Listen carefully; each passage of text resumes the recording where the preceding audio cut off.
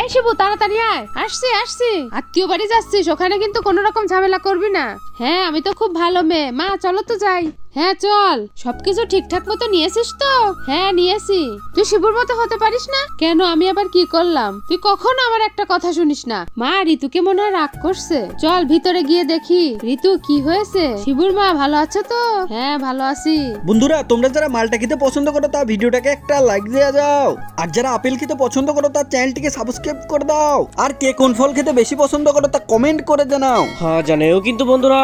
শিবু এসে মনে হচ্ছে তুই খুব খুশি হয়েছিস। মা আমি কিন্তু ঋতুর কাছে থাকবো আর অনেক মজা করব। শিবু তো অনেক মজা করতে শিখে গেছে। হ্যাঁ যা তোরা দুজন বাহিরে গিয়ে ঘুরে আয়। হ্যাঁ যাই, চল চল, দুটোই পাগলি।